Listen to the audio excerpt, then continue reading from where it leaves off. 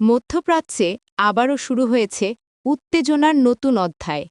সাম্প্রতিক ঘটনাবলীর প্রেক্ষিতে ইসরায়েলের বিরুদ্ধে যুদ্ধ ঘোষণা করেছে কয়েকটি প্রভাবশালী আরব রাষ্ট্র ও সশস্ত্র গোষ্ঠী।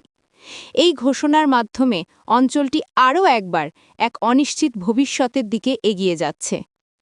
গত কয়েক মাস ধরে ইসরায়েল ও ফিলিস্তিনি ভূখণ্ডে সহিংসতা ও মানবিক সংকটের মাত্রা ব্যাপকভাবে বৃদ্ধি পেয়েছে। গাজা, পশ্চিম তীর এবং লেবানন, কাপার সিরিয়ায় ইসরায়েলি হামলা ও প্রতিক্রিয়ায় বহু সাধারণ মানুষ নিহত ও আহত হয়েছে। মানবাধিকার লঙ্ঘনের অভিযোগে ইসরায়েলকে আন্তর্জাতিক মহলে বারবার সমালোচনার মুখে পড়তে হয়েছে। এই প্রেক্ষাপটে হিজবুল্লাহ, হামাস ও ইয়েমেনের হুথি বিদ্রোহীদের পাশাপাশি সিরিয়া ও ইরাকের কিছু প্রভাবশালী মিলিশিয়া ইসরায়েলের বিরুদ্ধে সরাসরি সামরিক পদক্ষেপের ঘোষণা দিয়েছে। কিছু আরব রাষ্ট্র সরকারিভাবে যুদ্ধ ঘোষণা না করলেও তারা সম্পূর্ণ সমর্থন জানিয়েছে এই প্রতিরোধ আন্দোলনকে। এদিকে আরব লীগের এক জরুরি বৈঠকে বেশ কয়েকটি দেশ ইসরায়েলের সামরিক আগ্রাসনের নিন্দা জানায় এবং ফিলিস্তিনিদের স্বায়ত্তশাসনের দাবি সমর্থন করে। লেবানন, সিরিয়া, ইয়েমেনের ইরাকের কিছু শক্তিশালী গোষ্ঠী সরাসরি ইসরায়েলের বিরুদ্ধে অস্ত্র তুলে নিয়েছে।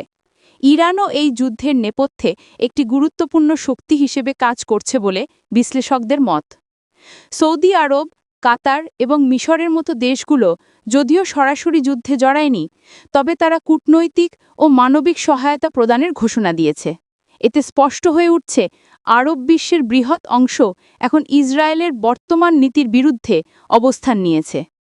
যুক্তরাষ্ট্র ও ইউরোপীয় দেশগুলো পরিস্থিতি নিয়ে গভীর উদ্বেগ প্রকাশ করেছে। তারা উভয় পক্ষকে সংযম প্রদর্শনের আহ্বান জানিয়েছে এবং যুদ্ধবিরতি ও শান্তি আলোচনার পক্ষে অবস্থান নিয়েছে।